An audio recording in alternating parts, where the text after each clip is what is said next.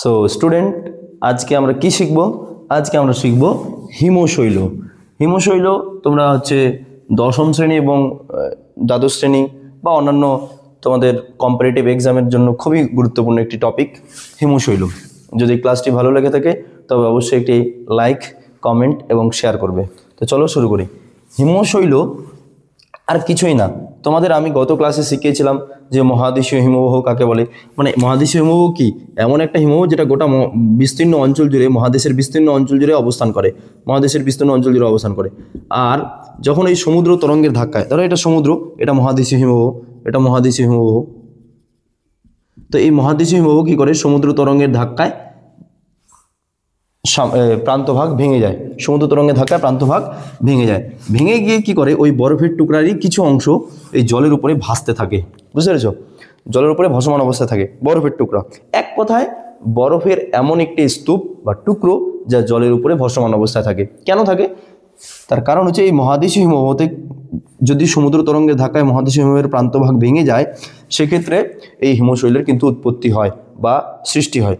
তখন ওই বরফের টুকরাটা জলের উপর ভাসতে থাকে, যাকে আমরা হিমশৈল বলে থাকি। যদি এটা পৃথিবী হয় তাহলে পৃথিবীর এই অঞ্চলটাতে আন্টার্কটিকা মহাদেশে কি মহাদেশীয় হিমবাহ না?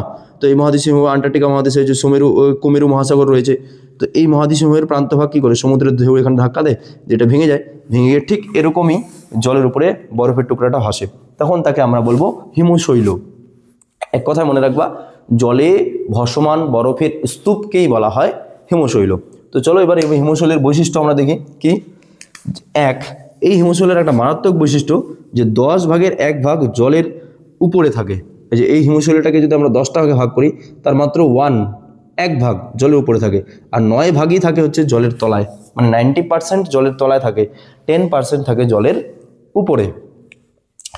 আর এই হিমশৈল যখন উষ্ণ স্রোতের সম্মুখীন হয় তখন কিন্তু গলে যায়। ধরো এটা নিরক্ষীয় অঞ্চল, ঠিক আছে, 0 ডিগ্রি, আর এই মহাদেশীয় হিমবাহের প্রান্তভাগ ভেঙে যেহেতু হিমশৈলের সৃষ্টি হচ্ছে, তার মানে ধরো এটা মহাদেশীয় গ্রিনল্যান্ড বা এটা আন্টার্কটিকা, তার মানে এই দিকে যে স্রোতগুলো, সেই স্রোতগুলো ওই দিক থেকে এইদিকে যাচ্ছে, সেগুলোকে আমরা শীতল স্রোত বলি।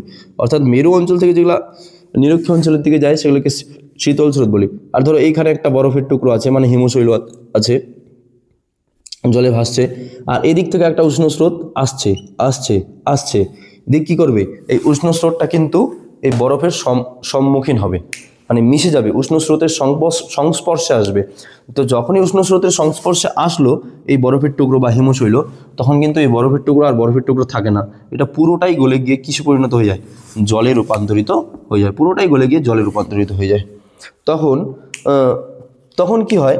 যে এই জন্যই বলছি যে উষ্ণ স্রোতের সম্মুখীন হলে গলে যায়। তার মানে একটা বরফের টুকরো যখন উষ্ণতা বেড়ে যাবে, অবশ্যই বরফের টুকরোটা কী হবে? গলে যাবে। এবার গলে গিয়ে কি সৃষ্টি করে? মগ্নচড়ার সৃষ্টি করে। এই মগ্নচড়া কি, এটা তোমাদের আমি পরবর্তী ক্লাসে অবশ্যই বলবো। তো এখন আপাতত বলি যে এই যে বরফের টুকরোটা ছিল, যেই টুকরোটা গলে গেল, কিন্তু এই বরফের টুকরোর সাথে শুধু বরফই থাকে না, ছোটো ছোটো নুড়ি, কাকর, বালি ইত্যাদিও লক্ষ্য করে। তখন এটা গলে গেলে ওগুলো তো আর গলবে না, বরফটা গলে যায় কিন্তু এর ভিতরে থাকা পদার্থগুলো তো আর গলে না। তখন এগুলো কিন্তু ধীরে ধীরে নিচের তলদেশে থিতিয়ে পড়তে থাকে, নিচের তলদেশে জমা হতে থাকে, জমা হয়ে একটা উঁচু ঢিপির মতো সৃষ্টি করে।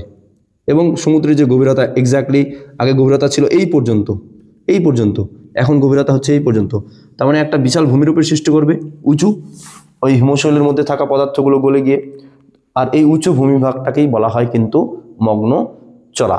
তো এই মগ্নচড়া সম্পর্কে আমি তোমাদের ডিটেলসে একটি ক্লাস নিয়ে আসবো এর পরের ক্লাসে।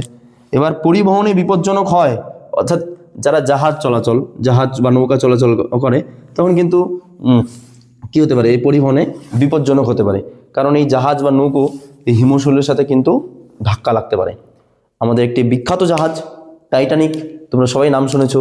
এই টাইটানিক কিন্তু হিমশৈলের ধাক্কাতেই কিন্তু জলের তলায় নিমজ্জিত হয় বা ডুবে যায়। তার মানে এটি জাহাজ চলাচলের ক্ষেত্রে বা পরিবহনের ক্ষেত্রে কিন্তু একটি বিপজ্জনক হতে পারে। তো এই ছিল তোমাদের হিমশৈল। তো ক্লাস এখানেই শেষ করছি, দেখা হচ্ছে পরবর্তী ক্লাসের জন্য। টাটা।